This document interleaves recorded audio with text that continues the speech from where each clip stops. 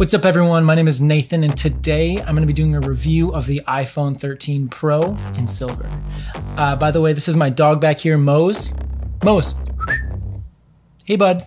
Anyway, let's get into the review. I wanna feel alive. I wanna see the lights. I want to talk about a couple of really good things I like about this and a couple things that are kind of annoyances. First, let's get into like the good stuff, the stuff that I really enjoy about the phone. So I've had this phone for about 5 months now. I'm coming previously from the 12 Pro. And honestly, I'd say the biggest noticeable difference between the 12 Pro and the 13 Pro is the cameras. The cameras on the 13 Pro are amazing. Now I take a ton of pictures on my phone, but I also have a DSLR that I take pictures and videos of my family, and that's generally what I choose to take pictures with. Although when I do have my phone and I want to grab some pictures and stuff, it obviously is great. Everything from perfect conditions, if you're outside and it's nice and bright and sunny, it takes amazing photos. But even if you're inside with pretty low light, it takes some pretty awesome photos. So first, let's just talk about the main camera. I don't know like the focal length of this, but it's pretty wide. It's nice for, you know, if you're taking some pictures or video for Instagram, TikTok, whatever it might be. The like natural depth of field that it gets, that natural bokeh is amazing. I find myself using portrait mode less and less because of the incredible depth of field that you get with the main camera on the iPhone 13 Pro. Now there's 3 cameras, technically 4 if you include the front facing camera. It has a ultra wide, a wide, and then a telephoto. Now out of all of those, I definitely use the telephoto less, but I do use it. So there's a couple times when the telephoto really comes in clutch.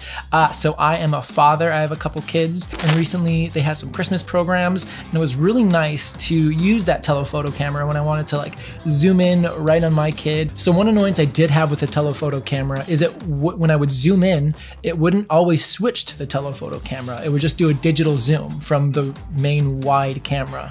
So I know Apple has this awesome algorithm where they can like know where the lighting situation is best, and if the digital zoom looks better than the telephoto zoom. But I am a pixel peeper, and I noticed when it would zoom in just digitally versus using the actual telephoto camera, and it looked way better from the actual telephoto camera. A lot cleaner, a lot less digital looking. But like I said, I probably use that the least. The 2 I use the most are obviously the main wide camera and then the ultra wide. I love using the ultra wide if I'm either, you know, taking pictures and we're outside with the family, or videos. It's really nice for. And so those are the cameras I use the most, the ultra wide and the wide. One of the other things I forgot to mention about the camera is shooting in Apple RAW, I think it's called, but it's just the raw photos on the Pro phones. And like I said earlier, I am a pixel peeper. I can notice if it's like a JPEG versus a raw photo, and raw photos really go a long way on the iPhone. If you do have an iPhone 13 Pro or 12 Pro, I'd suggest, you know, take some more pictures with the raw. It's so nice, and it can really go a long way with editing. So like I mentioned before, I am a dad. I want to make sure that I get lots of videos and pictures and all that kind of stuff of the kids. And when Apple first announced the iPhone in their keynote, they talked about cinematic mode. And I was blown away. I'm still really blown away. It's really good in the right situation. But a lot of times, if I'm getting some video of the kids and they're moving around a lot, cinematic mode doesn't really work very well. It's not really there yet. I think eventually it will get, you know, really, really good, and we'll be able to use it a lot more. But one thing I don't like about it, it's just capped at 30 frames per second, which is really interesting for cinematic mode. You know, reviewers brought this up when it first came out, but I prefer 24 frames per second. I'm shooting this video in 24 frames per second. It's the frame rate I prefer. And so not being able to shoot at 24 frames per second is like a no for me. Like I want to shoot at 24 frames per second if I'm getting videos of my kids that in, you know, 10 to 20 years they'll look back at. And who knows, maybe 10 to 20 years, 30 frames per second will be the norm, but I really like 24 frames per second. And so when I get videos and pictures of my family, I generally use a different camera. I have a DSLR that I use, and it's the Canon EOS RP. This is a really, really nice, affordable, full frame camera that I really recommend. If you're interested in just getting videos and pictures of your family, it's great for that, but it's also really good for professional work too. I've done a few headshots and different things with it. I use it a lot for social media posts, and I am blown away by the quality of this camera. I really enjoy it. And so this is the camera that I usually will try as much as I can to get pictures and video of my family, my kids, all that kind of stuff. So generally my workflow is after I get pictures and video, I'll put them on my computer, upload them to Photos, or I'll just put them into Lightroom right away, which is my photo editing app of choice. But when I do want to do some edits, it's amazing the speed that it exports these photos in, because they're 26 megapixel raw photos, and the iPhone edits it like butter. It's amazing. There's never a hiccup or anything when I edit photos on my phone. And then when I export it, it goes super fast. There is once in a while where it will take a little bit of time to export. And when I do edit photos on my phone, the battery life is really good. It does take a little bit of a dip. Obviously, you're gonna do a little bit more processing, a little heavier workflow on the iPhone, and so it will take a little bit of a hit to your battery life, but honestly, it is not that bad. So now I want to talk a little bit about battery life. So my typical day looks like getting up around 6 a.m. I'll usually put on a podcast while I'm getting ready, and then I'll leave the house by around 7. Generally, I get the kids up, I get them dressed, take them to school and daycare, and after that, I head to work. And I have a bit of a commute. It's a little over an hour. And so during my commute, again, I generally listen to a podcast. Sometimes I'll put on like a video podcast on YouTube. Don't worry, my eyes are on the road. Usually by the time I get to work, I have about 90% battery. That's just 10% of battery in a few hours. So I'd say that's pretty good because I'm using it almost the entire time to listen to podcasts or YouTube videos or whatever. And generally throughout the day, I use my phone to listen to music. When I'm on my lunch, I watch YouTube videos. When I go to the bathroom, I watch YouTube videos. You know, who doesn't? And so I'm using my phone for a decent amount of the day. And then when I'm done with work and I'm on my way back home, I usually listen to a podcast. And by the time I get home, I usually have about 40% battery. And that's more than enough battery to get me through the rest of the night. So the battery life on the iPhone 13 Pro is amazing. And if you're coming from an older phone, even the 12 Pro, I'd say it's far better than the 12 Pro's battery. I definitely noticed a big difference in battery life from the 12 Pro to the 13 Pro.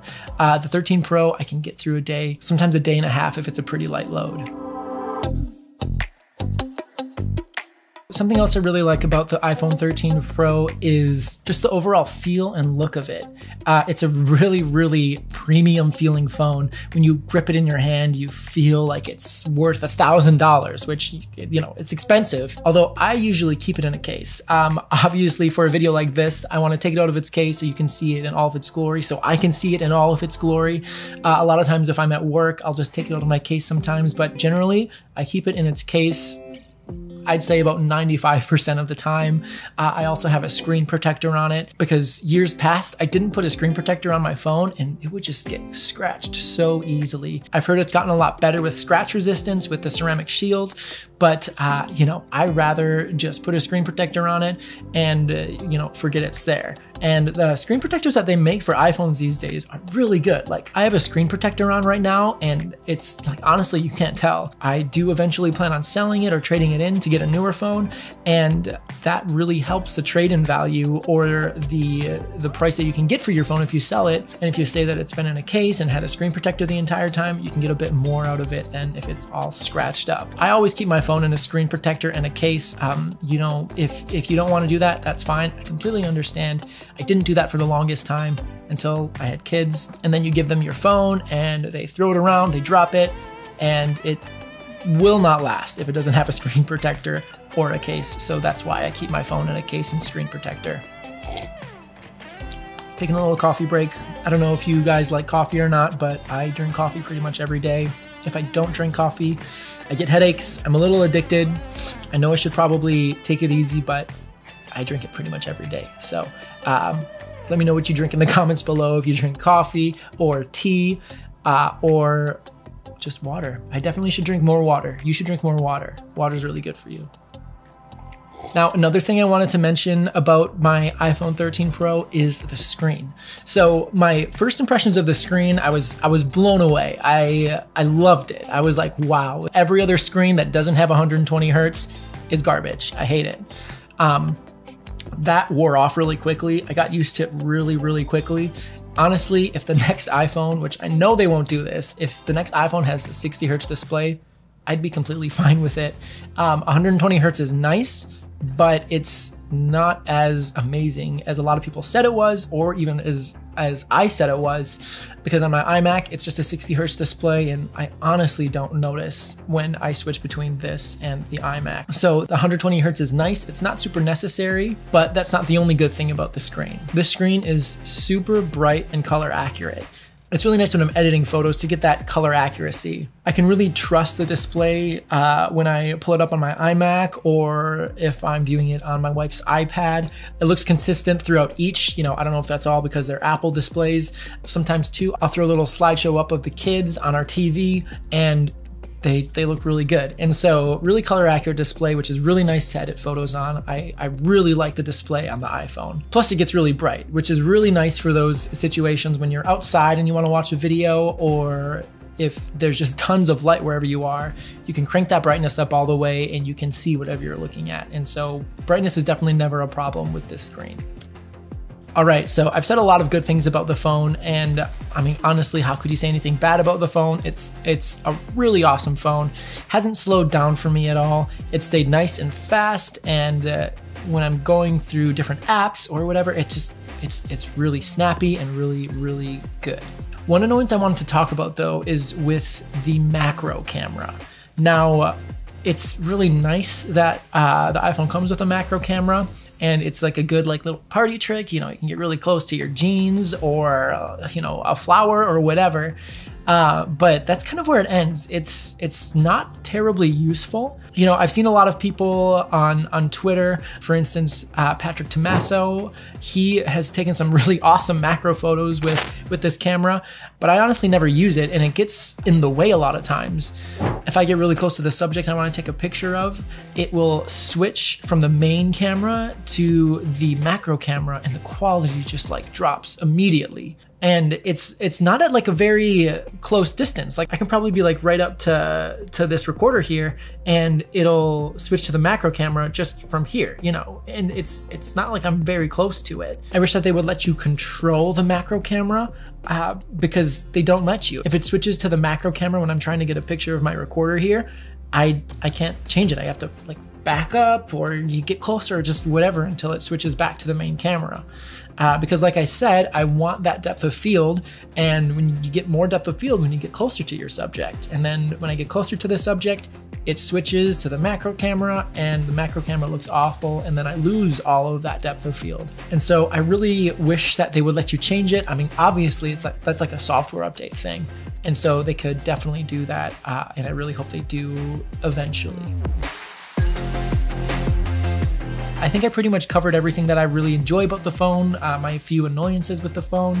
So if you're interested in getting a iPhone 13 Pro in 2022, or honestly, if you're watching this in 2023 or whenever, it's an awesome phone and really powerful. I don't see this slowing down anytime soon. It's gonna continue to get updates, and it's just a really good phone, and the size of it is perfect.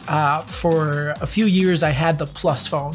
Basically right when the 6 Plus was introduced, I had the Plus model until the 12 Pro, and the Plus model is just massive now. My parents have it, and it just seems so big. If you enjoy it, that's totally fine. You do you. I'm sure it's a great media consumption device, but the iPhone 13 Pro, just a standard 128GB model, is great. since I've had it, I've never had anything come up to where it's like, oh, you're out of storage. Generally, I do store things in the cloud, all my photos and all that kind of stuff. I back up to iCloud, but I do download like some music, if I'm ever like on a drive and for whatever reason I don't have LTE, then I'm fine, using my downloaded playlist. So I have a couple of gigabytes of playlists that I listen to, but I've never had an issue with storage on my phone. So yeah, honestly, I'd recommend the iPhone 13 Pro base model. If you need more storage for some reason, feel free to get those higher storage options. But for me, I don't need that. Something else I didn't touch on is gaming. I never game on my iPhone. I don't download games. I try to get into mobile games, but I just can't for some reason. But my wife actually plays a lot of mobile games, and she does that on her iPhone 13. So if you're interested to see what an iPhone 13 versus the iPhone 13 Pro might look like, then feel free to let me know in the comments. But yeah, that pretty much wraps it up for my review. Thank you so much for watching, and feel free to like, comment, subscribe, all that stuff. I do plan on doing some more videos. Up next, I'm going to be doing a review of my 24-inch M1 iMac, which is almost coming up on a year old in a few months here. So yeah, get ready for that coming up, and thank you guys so much for joining me, and I'll see you in the next one.